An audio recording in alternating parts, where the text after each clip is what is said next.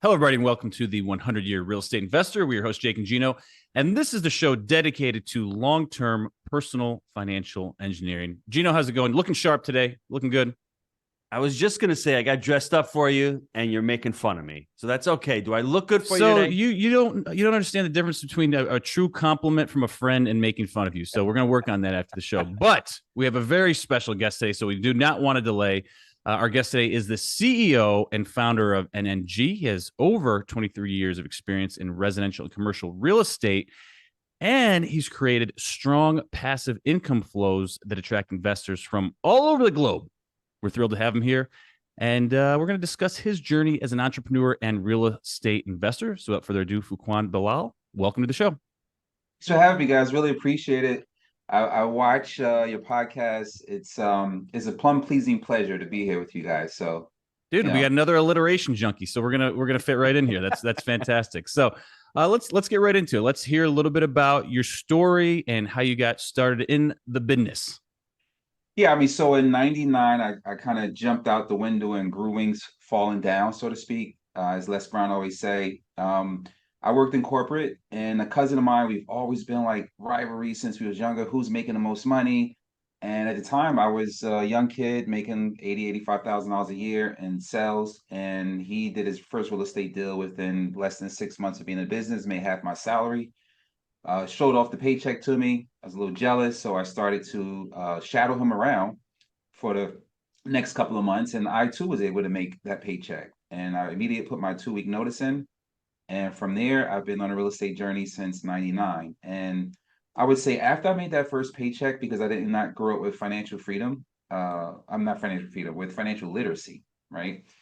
I blew the whole paycheck in less than probably 3 months, with the fancy cars, the materialistic stuff, and everything else. And very quickly learned the lesson that this is a transactional. Is not something that, like a job, you have a steady paycheck, you can rely on it getting every week, every 2 weeks. But it was something that I wanted to conquer. So I quickly started to realize that I needed the budget and become more smart in what I was doing. We had Conquer being less transactional, just to be clear. Is that what you're saying? Yes. What can I do to set up where I can have maybe income streams coming in? Recurring revenue streams. Absolutely. Yeah. I didn't learn that until the market crashed, because I was a junkie really to those big chunks of cash when we flip properties. So I would say from '99. Transaction junkie, Gino. You're gonna have a field day here. I would need my hit. Where's the next hit coming from? So probably from '99. Back then it was an FHA market, right? The subprime market didn't hit yet in '99. It was there, but in areas where I was investing, it was pretty much usury. It was 12, 14%. They were redlining certain areas. I'm from Newark, New Jersey, so it's like the hood area. And that's kind of where I went back first to redevelop the properties, because there were a lot of blighted properties, a lot of burnouts, fire damage stuff. And it gave me the feeling of importance to be able to go back to my community and put the cape on my back and go in and fix these houses and hire people from the community and go through that whole process. But it was tough to get certain loans. So FHA was prominent, and we did a lot of those loans and helped people get houses. And I learned the market that way. The unfortunate part that I made a big mistake on was really trusting the people in the community where I grew up at, giving them work. Most of these guys did demolition work, and it was an inside job, and we were set up for payroll robbery. And basically, I was shot 5 times, in that botched robbery. And that was the best thing that ever happened to me, because it really taught me the importance of the people in your circle and really how to separate yourself. Even though you want to do an impact, you can do it from a distance. You don't need to be boots on the ground. Fuquan, let's dive into that though, real quick. You just said you got shot 5 times and just breeze right past and kept going. That really quick. It's the best thing that happened to me. Was it a pellet gun, or did you get real shot? Because that's a big deal, dude. 9mm bullets. Yeah. So the best thing that ever happened to me was probably meeting Jake and marrying my wife, then Jake. I don't have getting shot top 5. Why was it the best thing that ever happened to you? Because I think, as most people, we don't really appreciate the value of life. And at that point, I appreciated the small things, like being able to tie my shoes, because I had staples in my stomach and I couldn't tie my shoe. I couldn't use the bathroom. I had to take a repository, whatever that thing is that helps you use the bathroom. And just I didn't have kids at the time. So for me, it was very tough not being married or not having a family or connected. That was like, wow, if I would have been gone, what would I have left behind? Nothing. And Right. what did you grow? How were you able to get back on your feet and start the business after that? Yeah, what percentage of people live from 5 gunshots too? Like that's a big deal, dude. Well, you got 50 Cent. He lived 5 gunshots. He's a little thicker than you, dude. So for me, I was able to go inward, right? I was able to have time to myself, disconnected from everything, and have a lot of thought and go inward. And I think that most people don't spend that time with themselves on a daily basis to think, to process, to journal, to kind of recap and then make a move. We just it's easier to do than to think. Mhm. So most people just do. So it taught me really how to think things out. And I had a lot of time with myself to kind of figure out what direction I'm going to go and really plan ahead. Family, the people in my circle, how I want to get laser focused on business. And I say that's the best thing that ever happened to me because that happened March 30th of 2001. And I was only in the business for a few years before that happened. But from March to December, I sold 36 houses. And it took me 6 months to recuperate, but during that time, I had so much time with myself. It kind of helped me grow faster as individually because I always think your business will never grow to the extent that would only grow to the extent that you do. So now that I have more time to go inward and fix some things I had going on with myself, my business was able to grow as well. So that's why I said it's the best thing that ever happened to So me. when you do that and you're doing great and it's 2008 and you hit another wall, you didn't get shot 5 times, but it Hard. must have been a real shock to you. What did you learn from the 2008 recession? Well, that was the second best thing that ever happened to me. And then my divorce was the third best thing that ever happened to me, which Wow, those were Jake all is Dude, a Fuquan likes lot a of a little lot of pain in his tough life. learning. You know what I'm saying? You're getting shot at, you're getting divorced, you're getting hammered in the Great Recession. I Yeah, want to hear, I want to know the 2008. bad things. What are the worst things that ever happened to you? That's the best. 2008, I lost $2 million in my own money. And I said that was the best thing that ever happened to me because if you go back to what I was saying earlier, I did not have passive cash flow. I Mhm. was a adrenaline junkie, was the next still, flipping, flipping, flipping. And I didn't really understand because back then the spread on a rental property was $300-400 a month. And I was like, why do I want to go through all this work doing construction just to collect $300 a month? Like that's stupid. I can make $60,000 right now if I sell this property. Why would I do that? My mindset wasn't there on appreciation, depreciation from taxes, um, and building up those income streams for the future, and eventually paying down that principal and having this nest egg of properties that I can leverage later on and buy more properties free, clear of debt. So I wasn't at that level of maturity yet in the business. I just transitioned from corporate. Growing up where I grew up at, there was no financial literacy taught. So for me, making 60,000, 40,000 a pop was like, I made it. I was a millionaire when I was 28, and basically by the time 2008 came around, I lost $2 million. I paid off my investors, and that was the best thing that happened to me because it taught me how to be a landlord. It forced me to be a landlord, and it also forced me to look into other parts of real estate, which was the note business. Around 2010, after picking my face up from the ground and going through a divorce and everything else, I started to learn about the note business. In 2011, I started to invest my own money. Over those next couple of years, in 2013, I was able to open up a fund because during that transition between 2010 and 2013, at the time, my 8-year-old son in 2010 had heard me on the phone arguing with a short sale negotiator because at that time in the market, that was prominent, short sales. And he goes, "Why are you arguing with the bank? Why don't you just become the bank?" And I was like, "This is impossible to be the bank." "Dad, you said anything is possible." And I'm like, "Oh, yeah, everything is Ooh, possible." eat your own words, pops. So I had to research, and I started to research, and I saw that a fund is pretty much essentially like your own bank, right? So how do you set up a fund? I started researching. There's a bunch of companies that do it all turnkey ready for you, and I said, "No, I'm not going to go that route." So I spoke with an SEC attorney and learned that whole process and how it works. And $35,000 later, that's the cost to set up my first PPM. I had a fund in 2013 and started to learn now how do you really be successful at being fund management? What are the KPIs you need to manage? How do you raise capital? That's a whole other business. besides, the processes you need for fix and flips or rentals. So it took years really to learn that, and I'm still learning.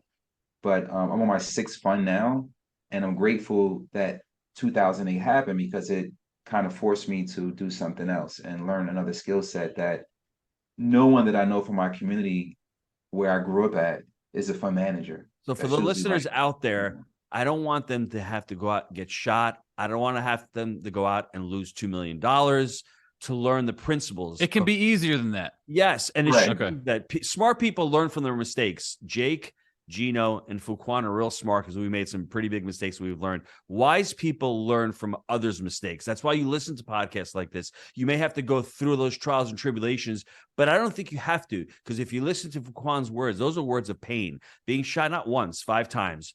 Losing $2 million in 2008 when you're in your mid to late 20s is a significant amount of capital. I've lost money. I haven't lost that much, but I've lost money. And when you're looking at it, it really comes down to the long-term mindset. Look behind me. It's the 100-year real estate investor. It's all about long-termism. And when did that light bulb, were you able to convince yourself that it's not just a $300 spread? It's that, hey, you can refi these properties out, pull the money out, and put it into the next deal. When did that light bulb go off? When did you say to yourself, man, I'm really leaving too much on the table? And the $60,000 really isn't 60 because I got to pay taxes on that 60. And then when I get that 40, I'm going to go out and spend that on a vacation And that's it. or a luxury. And it's no more fun. That's it. It's a one-time rip and I'm done.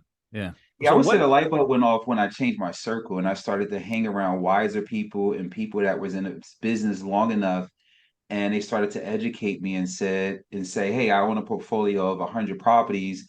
Now that $300-400 a month makes sense on 100 properties or whatever amount of doors you have. And then, like you just said, the taxes and then the depreciation you can take advantage of and all this. I didn't understand that part of the business. So when I learned it, I go, oh, and I kind of learned that when I got into the note business, because the note business, we were buying, what we still do today, buy delinquent debt from the banks or servicers, and then we buy it at a huge discount because it's delinquent. We reperform it, right? So just case in point, we buy second mortgages, which is really an oddball. But what happens is we buy second mortgages behind performing first. So the average balance is $50,000 on a house that's worth $350,000. Maybe they got a first on it for X amount. Now, if I buy that $50,000 worth of debt for, back then we were getting it for 10 cents on the dollar. So of course, Are these like HELOCs or are these like seller finance notes? there were HELOCs and also purchase money mortgages, whatever, if they were like the first and second back then. And nowadays they're more HELOCs, but we were able to, pricing is significantly higher now. But back then when I first got in, it was 10 cents on the dollar. So I was buying a $50,000 loan for $5,000, and a homeowner didn't know what I paid for it. So I would have that difference of what they owe versus what I paid for it. I would be able to lower their payment, keep the principal, but lower their payment. And once I had to perform, I can now sell that asset for maybe a 15% return. Maybe that calculated out to selling it for 20,000. How would you lower the payment? You lower the rate, extend the AM. Like what are you doing there? Yeah, absolutely. Yeah. I would give them a 30-year, lower the rate, and then I would extend the payments out. The goal was to be able to give a return to, if an investor bought it for 25,000, they would make a 15% return based on the monthly payment they're receiving. Right. So that's kind of how I set it up. And then they can resell it to somebody higher that wanted a 10% return. So I would structure where there was still meat on the bone where I can sell it and they can sell it for more if they needed to exit it. And 10% back then, it was amazing for a lot of people. So that's how we would structure it. We would buy it at a discount, or we would do discounted payrolls. We would call the homeowner and go, hey, you owe us 50, just give us 10. We'll eliminate the debt. And we made 100% return on our money if we paid $5,000 for it. So when I started to learn that part of the business, I understood once I started reperforming notes that those small payments matter. Those $300 a month, those $400 a month. And now my goal was to get as many of those as I could. And that's what brought me back to the real estate and go, oh, if I get a rental property now, if I'm making a $300-400 spread, then that's great. And the bigger I get the discount, the more return I can make. The discount on the acquisition, the more I can manage construction. The rents were going up for top quality units, then I can kind of make a better return. So learning the note business, the fix and flip business, and also the rental business has really gave me a lot of great opportunities and a lot of different ways I can pivot in the market, especially in today's market. What's the business look like now? You still doing notes? You more into multifamily? Tell us what you're doing these days. More into multifamily. It kind of went down. So a fund I launched, I would say maybe 3 years ago now, it was to buy these strategy notes because we still have relationship with the banks and servicers. It was to also buy some tax liens because we were able to tap into a few communities to get tax liens on vacant properties. And those would transition to fix and flips. So tax lien was the strategy for the acquisition. Then we would get it, we would fix it, then we would sell it or rent it. And then it became that, and then rentals also. So having that diverse strategy allowed us to be able to deploy the capital to buy notes, to buy tax liens, to buy rentals, and we all had process systems and a team to manage that. But we wasn't sitting on capital. If we had an opportunity in each area, we can deploy the capital and manage it. Today is more just two-prong approach, whereas this fix and flips in New Jersey, where I've been investing the last 24 years, and multifamily in the Southeast. So after COVID, we had a huge migration of buyers from New York come in, and it gave me the opportunity to sell off all of the smaller multifamilies, the 2 units, the 3 units, the 6 units, because I would look at that, and New Jersey is pretty much pro-tenant, and we learned that like during COVID, all the rules and everything were for them, and I was like, oh, we need to go to the red states, Southeast Dude, region. my uncle got beat up like 20 years ago over some lead paint shit, and it was brutal on him. Yeah, it was tough. It's crazy. So we saw that it was more pro-tenant, and fortunately, 85% of our portfolio during COVID was Section 8 battered women and children. That's part of our goal for our company is still giving back to the community where like the areas where I came up and going in and revitalizing those areas. Like I mentioned earlier, that give me the feeling of importance to be able to go into the hood, so to speak, revitalize the property, Class C area, put it back on the tax rolls for the township benefits, give the residents a better place to live, and the investor win because the income is great on it. So we're looking at all these properties, over 100 different properties. Think it was maybe 160 doors or something like that, if not maybe some more than that. COVID gave us the opportunity to divest that portfolio, build a war chest, and then take that money and go start investing in bigger properties in the Southeast where we have 100 unit in one place versus multiple properties, and you got to shovel snow, and all the logistics for that was crazy. So today, the answer to your question, strategy is Southeast region. Pretty much we're going deep in Alabama and Georgia, and we're still doing fix and flip for the huge liquidity points in New Jersey. Is that through a fund or general syndications? Do you have a Correct. fund model for the apartments? So it's a fund that makes the acquisitions, but we have a syndication which becomes a sidecar. So for example, we just closed on a 120 unit in Macon, Georgia. Oh, And Bill Ham, his ears just perked up. We got a guy on our yeah, team who's from Macon. we Yeah. we have the 140 unit, which is a sister property, under contract now. We'll be closing that once they get 90 for 90 seasoning on the leases, because we need to be 92 or 93% occupied to get permanent financing. So they had 20 down units, which in our contract they had to get those rent ready and get them leased up to occupancy to get permanent financing. So that they're working on that. We'll be closing on that probably in 3 months or less. But we set that 120 unit up in a syndication, but we had the fund as the GP, and it's a 30% partner in that syndication. So we put up $1 million of the four we had to raise. We became a 30% partner. We gave investors 70% share, 8% pref, quarterly distributions, and it's already cash flowing. So we have the fund who sidecar with the syndication that we own and becomes the GP. And that way, if we want to do if we instead of taking $4 million and putting that up as the 40%, whatever, if we're getting 60% leverage, we now can do 4 deals like that if we do $1 million a piece and raise the rest of the capital from the investors versus one deal. If that makes sense. It does. Fuquan, I got a tough question for you. Sure. I see that you've done, I don't want to say dozens of strategies. Jake and I are pretty boring. We've picked multifamily. We didn't have the shiny object syndrome. We tried to figure it out from the very beginning. You've done a lot of really great strategies. You've done tax liens. You've done short sales. You've done fix and flips. You've done Section 8. would it have been easier for you to just to say, hey, let me get into multifamily from the very beginning? Or was it still you were younger and just trying to figure things out and you were jumping to the next shiny object and going, oh, because I'm going to tell you right now, what you're doing right now with the fund and with multifamily, that's going to revolutionize your investors, your business life. But did you need that? Did you need to get shot 5 times? Did you need to lose $2 million? Did you need to do all those different Dude, things? I hope where not, you are right because now? No. that's not the So true story. The same son, he's 20 years old now, who asked me when he was 8, why don't you just become the bank? In 2019, we were sitting out and he got his real estate license. He was excited. He was in 11th grade and he, passed the school test and he was waiting to turn 18 to take a state test. And he goes, I don't think I want to be involved in a fix and flip. It's too much work with these contractors and everything else. And I go, what do you mean? He goes, you taught me that said that the best thing that ever happened was cash flow from rentals. He goes, I have a question for you.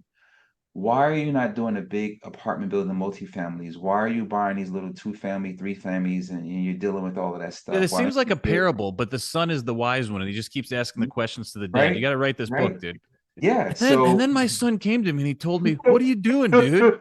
That's literally how it was. I said, "We gotta buy apartments, son. This is crazy." At 5:30 in the morning, because he stays up all night, right? Video game head, stays up all night and sleeps all day. This was when COVID was happening.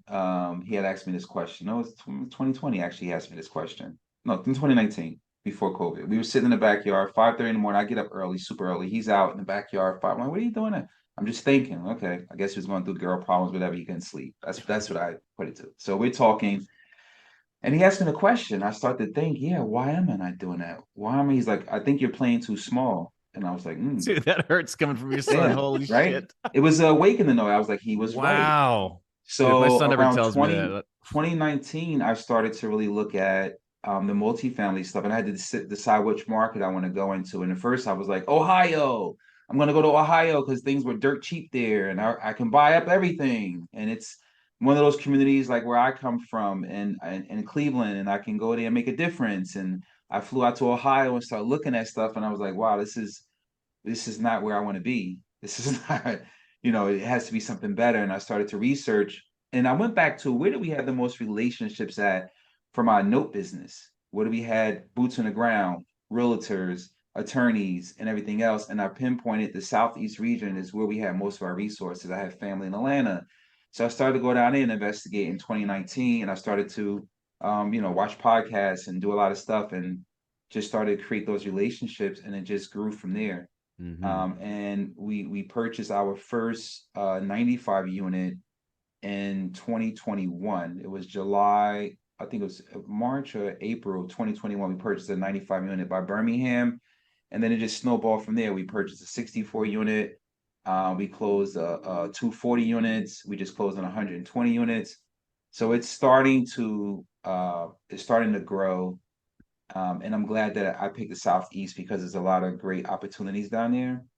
And that's kind of how I transitioned to answer your question, just into multifamily. But we're keeping that fix and flip because now it's like a cookie cutter. I've been doing it all these years, and I have all these resources and relationships in these towns. I'm comfortable with doing it. That was the answer I gave my son. I guess I never went out of my zone because I'm comfortable with what I'm doing, and I never challenge myself or think that I will be able to close on a $30 million building. Yes. And Fuquan, let me jump in, Jake, before you ask the next question. I want to share a story real quick. The other day with my son, I have the opposite problem that you have. I'm singing opera, and I'm warming up with him, and I'm getting, my range is pretty high. I'm a dramatic tenor. I can hit the low F, and I can go up to a high A right now. So I'm warming up. I hit the A, and it's not crystal clear. It's not 100%, about 92% of the way there. I'm like, bro, let's go to the B flat. He's like, Dad, I don't think you should do that. You can hurt your voice. And I know hopefully my wife's not listening to the podcast. I said, fuck that. I said, hit the B flat. We're going. If I lose my voice, it's okay. I'm going to lose on my time. We're not playing small here, bro. I'm coming at you, right? And he's like, and then he hit the B flat, and I hit the B flat. And it takes about 3 months to keep going up. By the end of 2023, I will be hitting a C. I will promise everybody that. And it's all about challenging yourself. And he's actually got a better range than I do. And I'm not doing it to challenge him or to actually compete against him. Yes, as a you are. You're male, afraid the young pup's going to take over the house here. well, that's what I'm saying, bro. You got to put him down, Gino. You got to put show who's boss, bro. As a male, I'm competing against myself, and I think Fuquan is doing the same thing. Keep telling yourself that. Dude, I am, but you know what? I want to get better and better every day. Like Fuquan was saying, he was too comfortable. I don't want to be comfortable hitting an F or a G or an A. I want to challenge myself and see if I can hit the B flat. And that's the thing. And Jake, I'll give you another quick story. You may be right about that because my daughter comes to me the other day and she goes, "Hey, Dad, you want to play chess?" And I'm like, "Yeah, I don't really know." She goes, "I'll go easy on you." And I'm like, "Bro, game on, broad." I say, "You're gonna go easy on me. I'm gonna crush you, right?" Yeah. 7 moves later, she does this Vienna Gambit or whatever the hell. She wipes me. She cleans my clock. I'm like, I'm done. I'm not playing anymore. So you may have some truth You to that. quit. No, I'd be like, line it up again. Dude, she crushed me. No, because they're practicing right now. So they're getting ready and stuff. She had me, dude. I had no shot. Like literally 6 moves. I had all my pieces up, ready to go. And she goes, "Checkmate." I'm like, what a loser I am. So the moral of those stories They're coming for you, Gino. They're coming for you. Get out of your comfort zone. I mean, if you've got your children saying that you're playing too small, you know there's something going on. You need to really step it up. You need your kids to say to you, "Dad, you're doing a good job. You may hurt yourself. Watch out." I'm gonna hurt myself, man. They've always been involved in my real estate career one way or another. And when Jake actually, before we started recording, he said, "How's you doing? How you doing?" I told him, "Better and better." And that's what I say when people ask me how I'm doing. It's constantly remind myself. But I've always had my children involved in the real estate. And it's a way when they ask me, how can they make money? Because in my house, it's not, "Dad, do you have $20? It's how can I make $20? Right? That mindset. So I would take them out and go, "Hey, I need you to go record this video of the walkthrough I'm going to do because I need to show investors where I'm at in the stage of the renovation. I'm going to pay you to record the video." And I would purposely bring them so they can hear me talking to the contractors, talking to different people, and they learn that way. And then I go, "Hey, now I'm going to give you $15 to edit it. And I just need you to edit me a 5-minute video and you make $35. And that's that." And they were younger then when they were doing that. So they learned the software, learned how to edit, and they kept playing it over and over and learned certain things. Okay, now we're going to do an educational series on what is a realtor, how does the lawyer play a part in a real estate transaction, what is this, how's the title company. And that was me teaching them and creating these little videos that I could put on my Instagram or TikTok or whatever, and they learned through that way. So that was a way of me, and I would take that money and have them do the IRA account and all the other stuff. So that was the way of me teaching my kids and planting seeds. My oldest, he's more into computers, so he's going to school now for cybersecurity. Just got his certification in that. He got into real estate, and he was like, "It's too much work for me. These contractors, I don't feel like dealing with it." But my youngest, he swears he's going to follow my footsteps and be into real estate. But he said, "I want to be a lender. I don't want to be the guy fixing flipping houses. I need you to really teach me the lending part. That's the part I want to master." I'm like, "Okay." Smarter than me. Awesome. Give me some predictions here. Where are we at in the market cycle? Where's the economy headed? Are we at the bottom? Are you a Goldilocks kind of guy? Are we coming out of this, or are we going to be in the trenches? I think we have about another 24 months of hell. I think Q4 of 2024 we'll see some transitions to interest rates dropping. We all know rates are going to be increased, so we are preparing internally to. I don't want to use the word suffer, but to go through what we're going to go through for the next 24 months. So right now in Q1, of course, the first thing we're focusing on is K1s to get that the hell out the way, and 1099s, and refining our processes and systems. So those are our rocks and deliverables for Q1. So we're laser focused on that. Q2 basically is really well. We actually gone through some internal stuff with our team. So as I mentioned earlier, your business will only grow to the extent that you do. So now we're spending this first quarter empowering our team, right? We have these weekly calls where we're going through, different presentations, and we're watching them, and we're learning on how to communicate with each other, how to delegate responsibility, how to give feedback in an objective manner to receive it. So we're going through all of that because we know we're going to go through these transitions. And while we're doing that internally, we know how the market is changing externally, right? We want more blood in the street. We want to see more stuff sitting on the market longer, so sellers, understand that they need to. He's talking about cheap deals and not bullets, though, folks. All right, just to be clear. Great deals, not good deals, is what we're looking for. So we're only going to make acquisitions during these next 2 years if they're great deals, and we believe if there's enough blood in the street that will happen. But right now we're retooling internally to get prepared for whatever is to come, so we can we're scaling to be better, not bigger, so to speak. So we're working on us I get internally it. as people, and then process systems and everything else. Fuquan, What, last question from me, go ahead, Jake, Gino. real quick. For me, as you're transitioning and looking at this from the long-term mindset, give me one or two things that you've done to help build that enduring organization. You've talked about your weekly calls. You talked about, it sounds as if you're doing your rocks traction. What have you done to really consider yourself to be building that enduring organization? The culture is the foundation of everything. Really laser focusing on culture. We actually made so our core values are performance, accountability, transparency, and success. And success is that daily optimized experience sustainable over time. So we're doing people analyzer once a month. It's an EOS tool you guys can use if you guys are hit with EOS, the listeners. What we're doing people analyzers instead of once a quarter, we're doing it once a month, and we're seeing if our team are in alignment with our core values. The team manager is doing that with their team individually, so we can help them grow and make sure that we have the right button, the right seats consistently.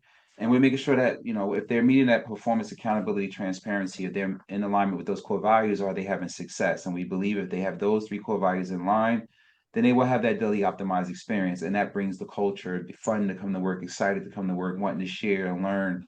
And really, those quarterly meetings are helping also, making each department understand how they intertwine and how they benefit each other, and we're not having silos. So we're working together as a team. So that's kind of what we're focused on. I think that's going to help us continue to grow. And as far as the 100-year goal, we look at it, of course, 10 years, 3 years, 1 years, and then we break that down to quarterly rocks. But the BHAG is 5,000 doors in 10 years. And then we just reverse engineer to see how do we get to that level to get there. That makes sense. Yes. It is crystal clear. Two metrics here. What is the rate, the interest rate on the deal that you're currently doing, and the price per unit? Just because I love talking shop and curious. When I just closed, we got a 5.48 long term. Colliers was the lender. When I got the approval, it was a 4.2, but the 10-year was really close, 3.7 something or whatever when we closed. So we closed on that. I just got pricing now. What we are You're sorry, your rate was 548. You're saying 5.48. Yeah, was the rate that I got on that. And we got 55% leverage. When I got the first approval, it was 65% leverage at a 4.2.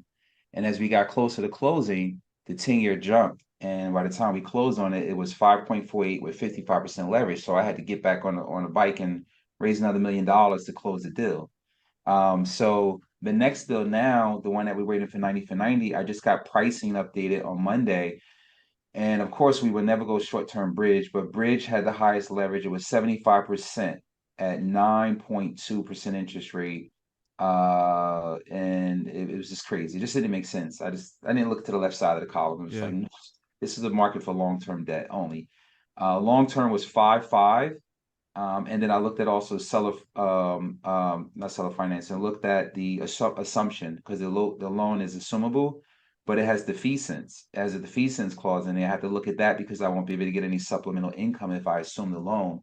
It depends on if rates are higher, then because defeasance clause is lower, rates are higher, rates are lower, defeasance is more. So it looks like we're gonna go with the permanent financing. The LTV right now that they're giving us is 60%, at 5.5. That was a quote that came over Monday, wherever the 10-year was at the time. It was based off of that.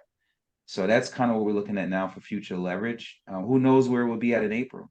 What I do know, that assumption rate stays the same. The LTV on that assumption is 63% of the 10,500,000 purchase. So it's either between the assumption and suck it up for the defeasance clause or go with the permanent financing. That's kind of where we are. What's the price per unit on the new one? 67, somewhere around there, 67. Interesting. Gino. Yeah, it's about, and this one is about maybe 630 some thousand capex. Yeah. Jake wants me to wrap this thing up, so I don't even know where to wrap this thing up. I can start out with Fuquan. Yeah. I can start with Fuquan's story of work, being in Jersey, getting shot up. A couple of worst things in his life, best things in his life would probably be the worst things in my life. Getting shot 5 times. Now he has the notoriety. Better and better, Gino. He said better and better. He said he has the notoriety of saying, I survived that, and so did 50 Cent. So I guess you can put Fuquan and 50 Cent in the same sentence. That's pretty cool, right? I think more alliterations. Fuquan and 50 with 5 bullet holes. I guess that, yeah, that is a good alliteration, Jake. And then the second part, Stenziano, of losing $2 million. And I think the moral to the story, honestly, is where someone sees a problem or a massive problem. I think Fuquan saw these as massive opportunities. You know, when you look at something at a different way, in a different light, and you're looking at it outside the box, or you're taking back, you have time to reflect upon it, you can learn from those mistakes. A lot of us would become victims and go down that rabbit hole and say, well, I got shot 5 times. It wasn't my fault. Well, and you can sit there and lose those 2 years, or you can lose the $2 million and say, hey, it wasn't my fault. It was the market. But what he did is Fuquan looked internally. He reassessed it. He saw the massive problems that he made and what were those opportunities that came out of those problems. And then ultimately having his son keep telling him what to do as far as becoming the bank, as far as thinking bigger. Those are things that are awesome, because some of us may say to themselves, well, what does an 18-year-old know? Well, every now and again, you should open up and listen to everyone, and everyone has something objective, intelligent to say. And you just think, you know, you hear that person, and they're actually looking at it from a different perspective. Because when you're an expert, you may be locked in sometimes. You may not be able to think outside the box. But when you hear those things, it can be life-changing. So, I mean, I think it's an awesome story. I think Fuquan coming through it and actually ending up in multifamily really is a long-term mindset. Now actually building deals and stacking deals, and not the ones and the twos, but the 80 units, the 100 units. Congratulations to you. It's been an amazing story, amazing journey. Yeah, the obstacle is the way. Run towards fires instead of away from them. And Gino, he's absolutely right, because you're a heightened man with that jacket on. Okay. You're in state right now, and you didn't want to do it, but you did, and you raised your game today. So keep that up.